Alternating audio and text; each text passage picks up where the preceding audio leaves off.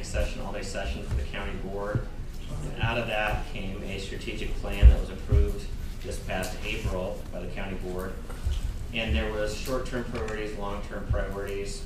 I just talked a little bit about some of the priorities that are in our plan, maybe some of them that we haven't talked about today. And one of them was to study various types of enhanced budgeting processes. I know that zero-based budgeting has been kind of a term of art lately, but it's obviously it has some issues when you have elected officials to deal with that have their own budgets. So zero-based budgeting or other forms of budgeting to see if there's something a little different that we can do going forward. But that's not something that's going to happen this next year, but it's definitely something that we're looking at for the future.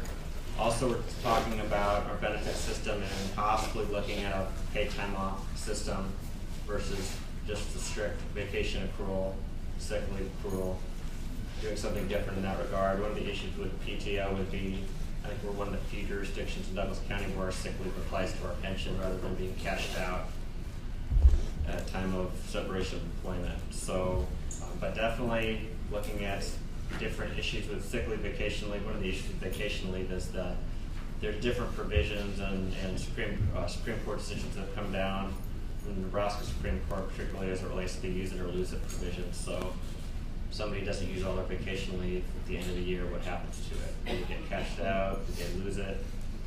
So there's issues with that. We hired a PIO. That was one of our strategic planning initiatives, a public information officer. And some of the things we're looking at are, enhanced citizen engagement. How can we go about doing that? One of those ways would be the use of enhanced social media. Leah has a lot of experience with social media. She was the deputy online editor at the World Herald up until about a week ago. So we're really excited about what we can do to better educate the public about what the county does and why it's important to care about what the county does. We also talked about developing a plan to reduce pretrial numbers faster, and that's something that kind of mentioned, we talked about a little bit today, just a side conversation about how do we get offenders or people that are charged with a crime moved through the system faster. And there's some real issues with that. One of the things that we've talked about is possibly merging the city prosecutor and the county attorney. Those discussions will be ongoing. Also, establishing a mental health court. There's been a lot of discussion. That's going to take, obviously, the blessing of the Chief Justice Mike Hebekin, but I do think that will happen. Just a matter of time. Develop drawings for juvenile justice campus. The county has looked long and hard about what to do with our juvenile courts in a very crowded courthouse, trying to consolidate probation, juvenile detention alternatives, the courts. And one of the things that I've looked at is possibly taking some room at the 42nd and Woolworth location, which is our Midtown campus, where we have our health center and our youth center. And maybe, there's some very old state buildings there that house some social services, state social services, but possibly using that space to construct a campus to consolidate all of those juvenile justice services. Also, part of our priorities is to pursue public-private health partnerships, for example, with the federally funded healthcare centers like Charles Drew. So that is something that the county board has engaged in some discussions, and that will be ongoing. And also enhancing employee wellness program as it relates to health insurance and just overall wellness of our employees. So, there's a lot of other things that were put in. These are some of the more specific priorities that I think will be kind of focused and prioritized over the next couple of years. Any questions for Patrick? Maybe either one of the other counties want to tell us about their... Pat, to talk a little bit more about zero-based budgeting, what are you thinking about there? Well, zero-based budgeting, what I know of it is you basically start from zero every year, and with all of the departments, they have to justify every dollar that they spend. So now, you come in, you have a budget, your treasurer comes in and says, this is what I had last year, I'm asking for 3% increase, and here's why. But the premise is always what they had before is going to stay. But zero-based budgeting is every year you have to start over again, and you have to justify every dollar. And in the private sector, I think it's easier to do in the public sector when you have 8 autonomous elected officials who are responsible to the county board for the budget, approving the budget, but not how the dollars are spent necessarily. So it is definitely something that we're serious to look at. I do have some concerns whether or not it would be successful, but that is something. We've talked about this in Lancaster County, and tried it with a couple of departments in the past budget cycle, and we didn't succeed. And the problem, I think, is changing people's attitude toward how you build a budget. The best predictor of next year's budget is this year's budget plus some increment, because that's how we've always done it. Well, that guarantees that you're going to increase spending, and over time, it gets to the point where it's unsustainable. And you get faced with, like Lancaster, where we can't do much because the only way you can do very much is to get more property tax money, which of course is a kiss of death, at least in Lancaster, and I think it is everywhere else. What is hard to do is to get people in those departments that are building these budgets to distinguish between what is essential and what is desirable. You cannot really eliminate the essentials or cut the essentials, but if you can identify the desirables, those things ought to be things you can manipulate. You can fund some, you can maybe not fund all of it. Well, then you need the political will to eliminate those things that are desirable too. Yeah, I know, And that's but that's very, very difficult, to do that, because you have 7 or you have 5 elected officials that have their own passions and priorities. So really, all you can do, unless you do go to zero base, I'm not saying it's impossible, but there are obviously challenges, is to say this is what we're giving you, money-wise, and you're going to have to. That's all you're going to get. So you determine where you're going to cut, and that's. But I'll just tell, I've had conversations with senators and. Todd, can you go turn around? Sorry. I've never been told I don't talk loud, but I live up here. We have had this conversation, Bill and I were new to the county board 2 years ago, and we did have quite a bit of resistance because it had never been done before.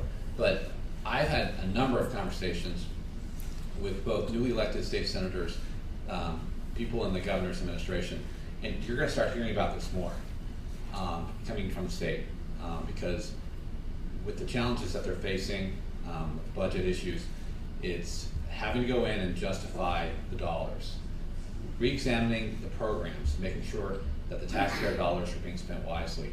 That's really ultimately, as Bill indicated, the reason for zero-based budgeting is not just doing what we did last year, adding 1 or 2% to the budget, and that's what we're going to spend. It really is, and it comes back to political will. A lot of the issues are because some of these elected officials don't ever have an opponent in the general election. So they really don't ever go out, and I've told this to the elected officials in Lancaster County, a couple of them who are vocally opposed to it. I told them, I said, you wouldn't have these same problems or concerns if you had actually gone out and talked to voters, because voters do not want a raise in their property taxes.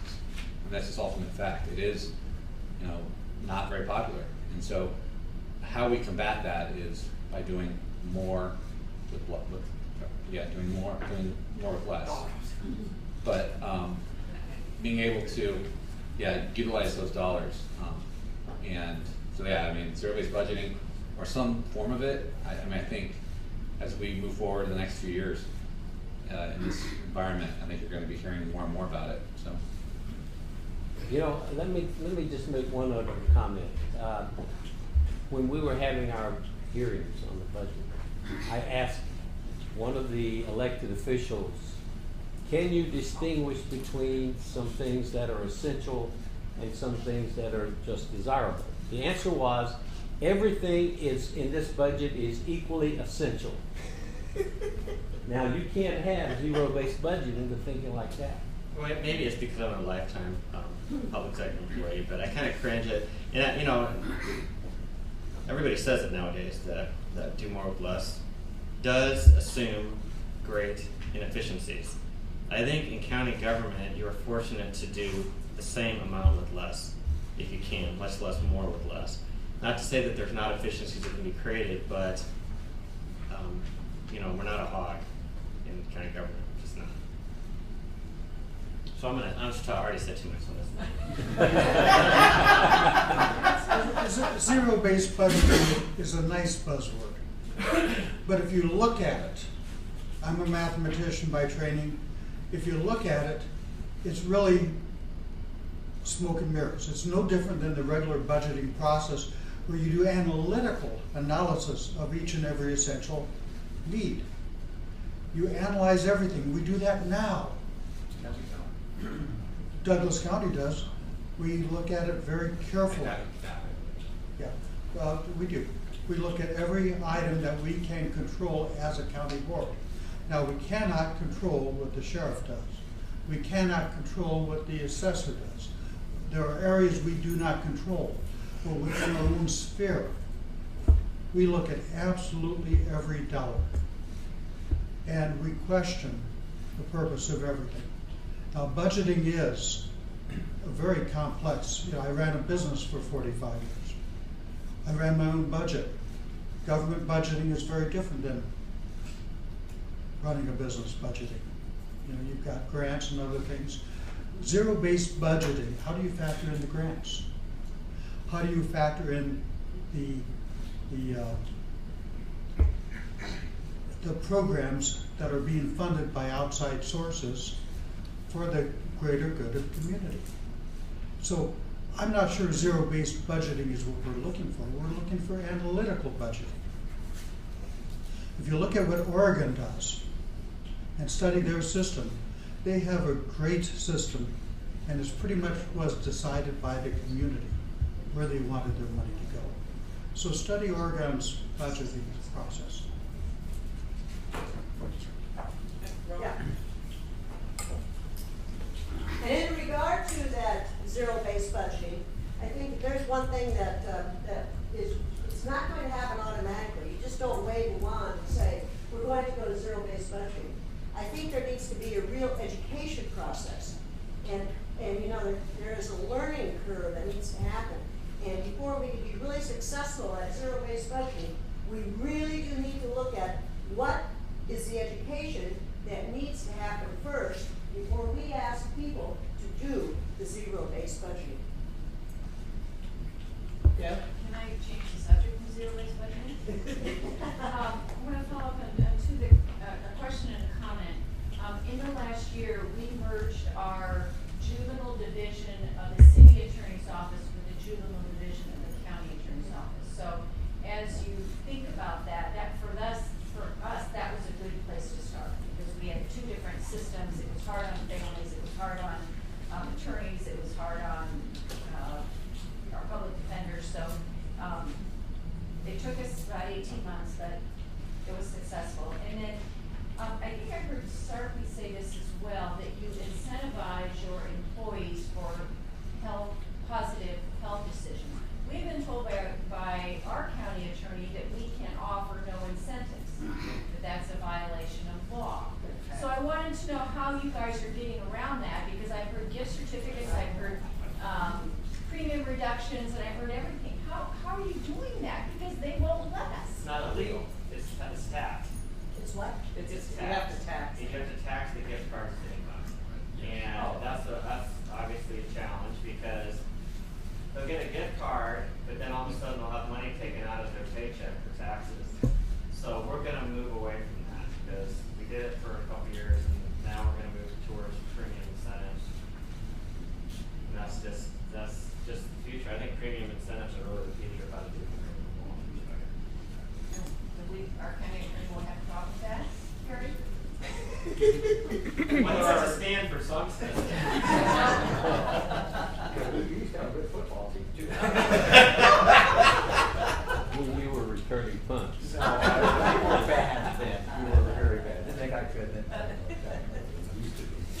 We're meeting this Thursday with our county attorney to discuss the legal opinion that gave rise to this discussion. I don't think they're saying you can't do it, there's just a number of steps that you have to follow, including the provisions of the Miscellaneous Expenditures Act. We need to get that in our resolution that covers gifts and other things and incentives. So we probably can do it, it's just to give somebody a $50 gift certificate turned out to be very painful, both for them and for us. So we were trying to offer incentives to complete a health survey. Right.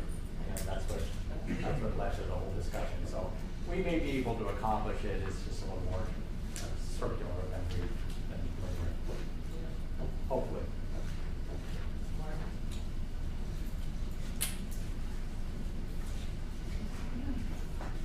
Stats on our wellness program. Didn't we have our insurance broker pay for some of those incentives to fill out the survey?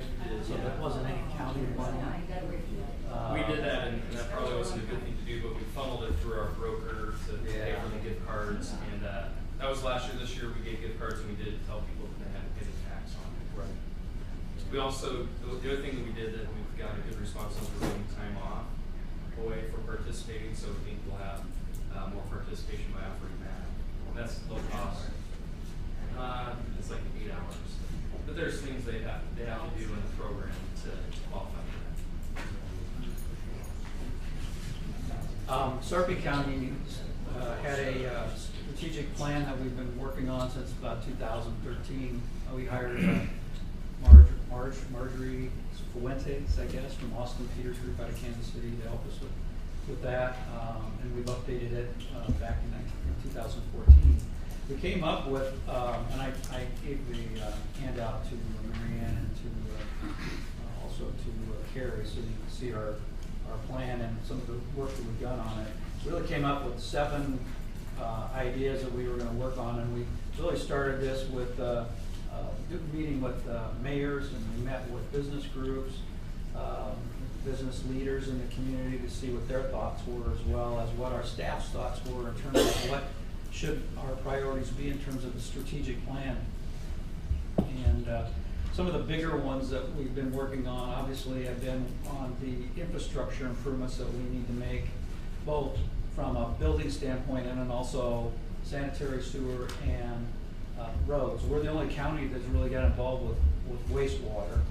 I'm not sure that that's what a lot of counties want to get involved with, and I wouldn't recommend it, but it's a huge thing for us because a lot of the growth that we've been dealing with in Sarpy County is outside the city limits, and so we've been having to do that through the county and through the legislation that we receive. We currently have a task force that is looking at all of our infrastructure in terms of, we have 2 of them. One that deals with all the buildings that we are looking at, the leases that we have, the current facilities we have, and then what are we going to need in the next 5 to 10 years for facilities. A lot of that is being determined by law enforcement, of course, because of our correctional, I wouldn't call it correctional facility, our jail, and all the needs that they have for probation, all the juvenile and adult probation offices, which we talked about a little bit about. We talked about HHS, but we also house our probation offices, and they're continuing to grow. So we have to provide housing for those staffs as well. And in terms of roads, we have a separate group that's looking at what our road improvement needs are. And with a lot of, probably somewhat with Omaha and Lancaster, it really rings true in Sarpy County.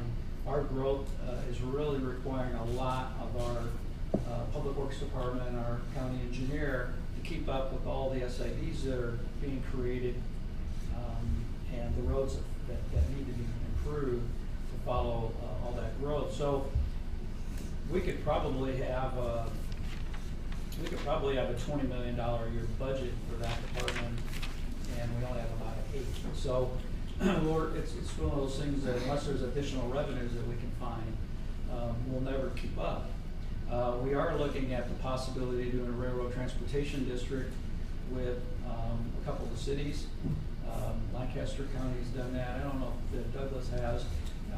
We're going to certainly look at that, but again, it's property tax that we're looking at adding to. Some of the other things that we talked about in our strategic plan deal with economic development, working with our Sarpy County Economic Development Corporation, maintaining support of that, keeping them out and updated. We've updated our comprehensive plan. We're just finishing that up this year. In our planning department, we also participated in a plan with MAPA. Probably Douglas County did as well. The JALA study, that was the Offutt Joint Land Use Study, and our support of maintaining Offutt in the state and in Sarpy County. We had a number of other initiatives which you can hopefully carry and Patrick can pass on to you that looked at other alternatives for incarcerating prisoners. We're continuing to do that. That was part of the Mark Martin study that was just completed this year, and we're going to do a second round of that in terms of what can we do to find other alternatives to get people out of our facility. Mental health is obviously a big one, and that's something that we still need to continue to work on. We've had proposals in the past about building a alcohol mental health wing to our facility. One of the proposals is about $5 million. That's just for the construction, and then of course you got the cost of manning that as well. So that's something that we will look at, and also look at the possibility of expanding our facility. I think one of the other things that we'll be looking at on the criminal justice side is what do we do with our juvenile facility? It's a staff secure facility. We probably average 5 to 6 people in that facility a day. And of that, maybe 3 of them are Sarpy. We get some from Cass County and so forth. But we have a lot of programs that are in there. We have schools for kids that are in the facility, we have schools for kids that are not able to go to regular school any longer, they've been kicked out of school. And we have our care program, which are for kids that are being monitored by our staff that still live at home or in foster care or some other care. And we have about 80 kids on that. But that facility is probably being really underutilized, though I don't know that there's a really good way of repurposing that. That's something that we can look at as well. We've also looked at what can we do to improve community engagement, let the public know. I think that's one thing we're probably maybe all a little weak on, and is letting the public know really what we do, and really patting ourselves on the back once in a while for the good things we do. We always hear about the bad things in the press, but there's a lot of good that gets done in the county government arena. We just need to probably take more credit for that. Douglas County obviously just hired a person, that Fred Huey does that along with his lobbying duties and every other thing we should probably throw on his plate to do, but we could also do better than that. One of the areas though that we're probably a little weak on was our 7th strategic plan, and that's really one that deals a lot with personnel, our workforce, and how do we provide for succession planning? How do we help our employees improve themselves professionally? How do we look at the possibility of combining certain offices to make us more efficient?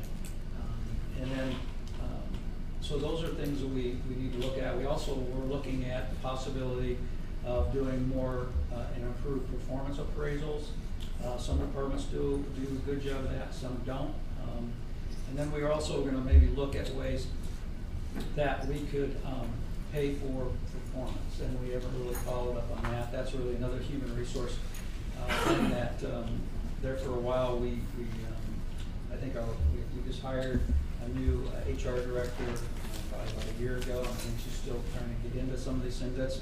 These are all things from a strategic plan that we could do a lot better on than we are in some of the other activities that are probably seen more by the public and that are more demanding of us from the public, like infrastructure needs. So that's what we have, and it's something that we haven't really looked at probably for a couple of years, and we probably want to readdress some of these and refocus ourselves in the next couple of years.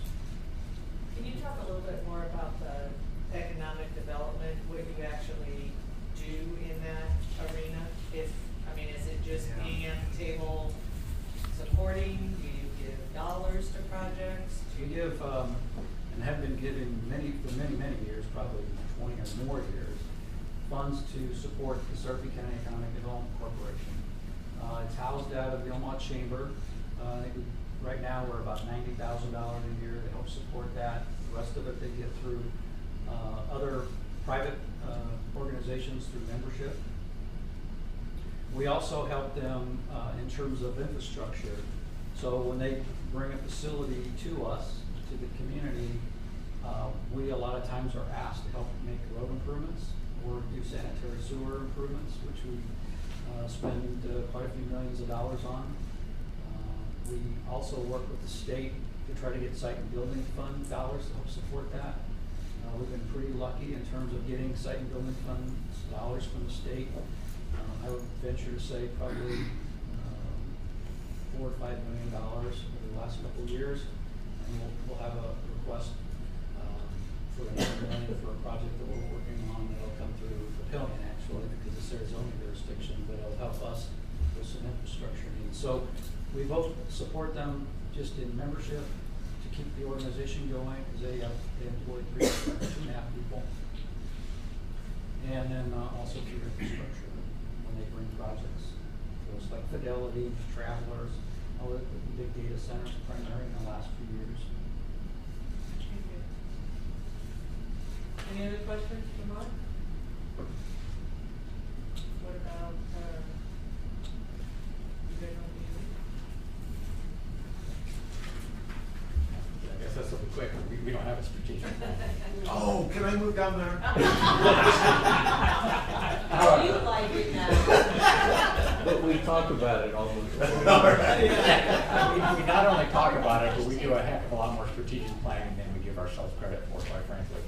What we did do to try to develop a strategic plan is we engaged Professors Jerry Dykert and Bob Blair from the UNO to lead a discussion to get started on developing a strategic plan. We had 2 sessions with the professors, and they were both a lot of information that was shared. We got a selected demographic and economic information that Jerry Dykert put together, which is very good information about where our population is going, the makeup of the population, and that sort of thing. One of the things that we focused in on in those discussions, of course, is what are the 3 critical challenges, external challenges that affect the future growth and development of the county, and second question, what are the 3 most critical challenges facing the Lancaster County Board? Of course, you're going to get some overlap in those, but the challenges that we identified, certainly infrastructure needs and finance, public safety financing, criminal justice, and the third one, just increasing our efficiencies. We had others that appeared on the list, economic development, but since 90% of our population lives in Lincoln, and then it becomes rural very fast with about 13 rural villages scattered throughout, most of our zoning jurisdiction is agricultural. The social safety net made it on that list, and then concern for taxes. Challenges facing the board, we identified budget and finance, which I think everybody will relate to. Also mentioned previously, human resource management, organizational development. It's a different workforce now. Recruiting and keeping talented workers is becoming more and more of a challenge. And then another big one that we identified was the unfunded mandate challenge, and especially the new unfunded mandates that come down from the legislature. So if we step back and give ourselves some credit, and I was saying for everyone else too, we do have a very strong strategic plan in the area of legislative priorities. And we've been doing that for decades, and that addresses a lot of these needs that we have. We have a combined City of Lincoln, Lancaster County Comprehensive Land Use Plan, the 2040 plan, which we follow religiously. We're always looking at that. We're updating it again this year, and that's strategic planning. We also have a building commission that has completed and every year updates our facilities master plan for the buildings, and we've relied on that since the 90s and have made a number of good decisions on facilities that save taxpayers money in your joint use facilities and that sort of thing. So we don't have a or a strategic plan per se, but we've always been global in our thinking, trying to look ahead in our thinking. We just don't have it all on one little piece of paper, but that's certainly the way I've found my experience that the county board operates and will continue to operate. Question for Carrie? The other topics was payroll systems. Go put that into them. It'll be quick. So in Lancaster County, we utilize our human resources as a joint agency with the city of Lincoln.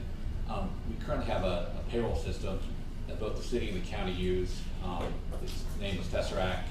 It was bought out by a company called Kronos. Kronos bought the company just for the customer base, the customers, and they're discontinuing support of Tesseract.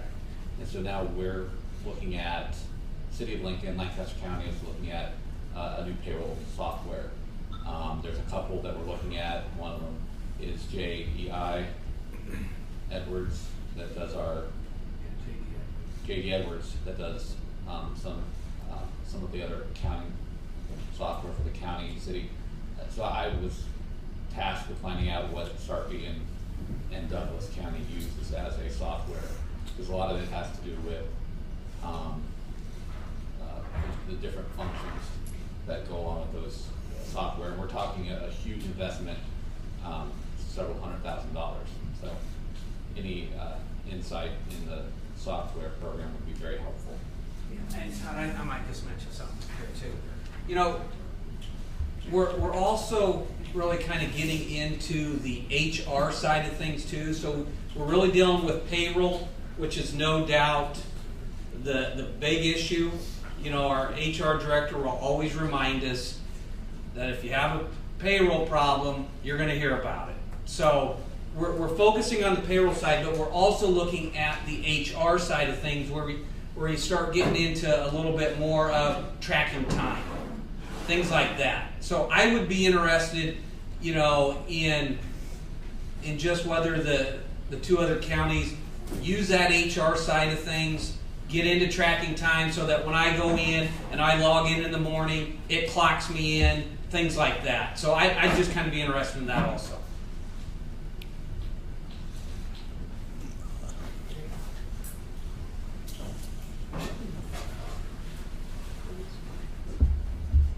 Dan Esch, Douglas County Clerk. We use Oracle Time and Labor. And I know HR, I mean, we use Oracle for a lot of things. We do use it for tracking time and for our Human Resources Department uses it as well. May not be the best guy to talk about it, but I do know some offices have what's called self-service, where the employees individually enter in their time. You can do it daily, but just as long as every 2 weeks when the pay period is over, you just gotta make sure that you've gone in, entered in your time. Some departments have it where the supervisors do it for the employees. I guess I honestly. Do you know when was it that you actually went to the payroll system that you're on now? Oracle was implemented 2002, 2003 that year. But, I gotta be honest with you, I'm not sure the overall cost. The city uses Oracle as well. They don't use it as much as the county does. I just sent someone a text to see if they could answer. I don't even know if they use it for payroll, honestly. They have Oracle. No. They don't, okay. So do you know, back in that time frame, did you go through an RFP process? Yeah, we did. I wasn't around then, but we did. I know that. Oracle, we basically came for our whole financial system overhaul. That's what it focused on. And then what you do is you buy certain modules for it. So the payroll module, the HR module, and we've gotten, like Dan said, to use quite a bit of it for things. But we did go in with the city, but they don't use it like we do. And it's sometimes very difficult. If you make changes, it's difficult. If you're adding, it's difficult. And it takes a lot of resources. And the big issue is back pay. That's one of the challenges that we're looking at. Unlike the retro pay, when you have unions negotiations that don't get finalized until 18 months later, then you got to go back and do that back pay. And we have a few payroll individuals that are very nervous of leaving the system that we're on because it kind of handles that retro pay right now, which will no doubt change things up. Yeah. I can understand. Since I took over the position of clerk, I used to really look forward to payday, and I still do. But come every other Friday, I'm also very nervous that there's a problem.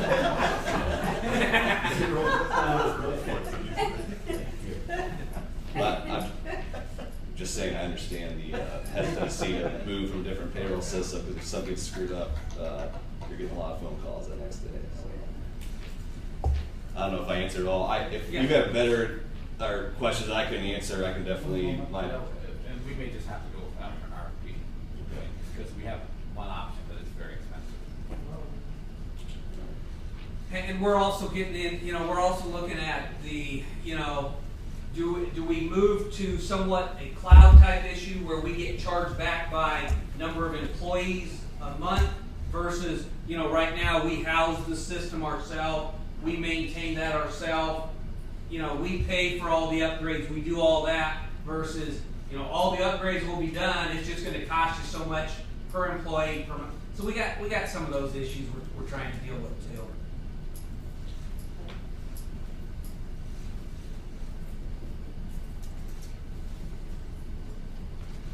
Sarpy County uses ADP as basically our payroll service provider. It is a cloud-based system. Our HR department looked at a Kronos HRIS system. They've had some challenges implementing that. The interface with ADP wasn't quite as workable as I think we were led to believe, and I think they are getting ready to walk away. We don't do a time and attendance. We've got about 660 employees. We pay every 2 weeks, and like Dan, payday is always a challenge. I always tell people that you get a third of our workforce that carries weapons. It's always you want to keep them happy, and the good thing about ADP, they take care of all our tax filings and changes in federal law and et cetera. And if they make a mistake, we would be responsible for taxes, but they are responsible for any penalties and interest. So Fred, do you pay by number of employees? Yeah. Okay.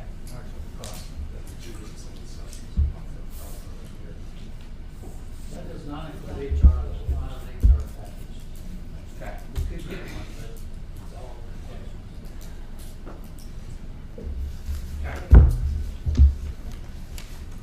And the last one was zero-based budgeting, which we kind of already talked about unless somebody else has conversation, but I think Roma hit it on the head when, any type of change that you talk about or you want to make, the education of that change is key. Because, it's all innate in all of us that change is hard, and but that shouldn't stop us from looking at different ways of doing things that could potentially lead to doing things better and more efficient. So with that, the last thing, I really don't have a presentation on the NACO other than I'm looking forward to, one of the things National NACO does, and being a member of it, is they keep us very, very updated and in tune with what's going on at the federal level. And we all know that there could be big changes on the horizon for us, which obviously will affect our states and then our counties. And so one of the things that I'm so impressed with what they do is they do a lot of the research on stuff. So any change that's going to occur at the national level, they'll actually bring it down and tell you how it will affect your county. And so if you haven't been on the site lately, go on their site and really look at their policy briefs. Look at the County Explorer. Get involved in a committee at the national level, because it really does have an impact on what we do at the local level. And those relationships that you have built through that organization, what we can do together, it's made a big difference. We talked, I think every county right now talked about the civic engagement, making our citizenry understand what county governments do. NACO a few years back on the national level did a phenomenal job of putting out information about why counties matter and why counties are relevant. And when I go to speak, I use that. There's a video, there's also paper, a little brochure that you can use. And we're actually, now that we have a PIO, one of the jobs that we're looking at doing is taking that national brochure and tailoring it to the county. So the brochure talks about everything under the sun that counties do, some of which all counties don't do everything. Some do different things, but there are things that are like that counties across the country, the 3,069 of them that do the same thing. We can drill down now and make that brochure specific to your county.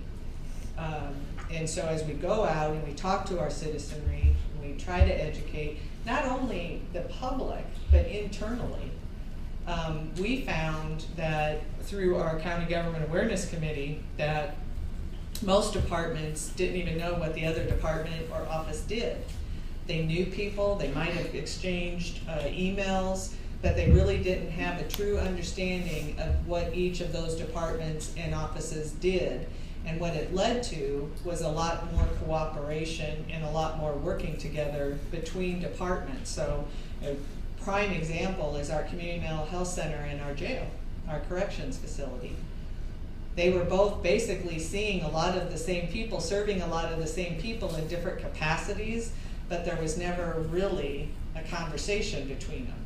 Well, now we have 17 employees through our community mental health center that actually touch our correction facility through programming that we do. So it's really a good educational and building of the awareness not only within your county but also for your general public. And the National NACO has tools which can help you. We have in Douglas County a PowerPoint for County Government 101. And you know, for instance, I just spoke at the Chamber has that leadership program, and they have somebody from the state and the county and the city come in and talk about what your form of government does to the new leaders that are coming in to your community. And I use that PowerPoint, and they're really amazed at the number of things that we do. County government touches a lot of things, but yet we're the most misunderstood, and really they don't really know what we do, but once they see this and once they start asking questions, they're pretty amazed by it. So NACO at the national level as well as at our state level have given us the tools at the local level to go out and explain why counties matter. And I encourage all of you to take a look at that. If you need anything, I'd be more than happy to help you get any of the tools that you need. With that, is there any other conversation that anyone wants to have? I thank you on behalf of the Douglas County Commission that we sponsored the Tri-County Retreat this year. It was a great one again. I'm sure we'll have further conversations about our legislative items and the various other items that we talked about today. But thank you very much.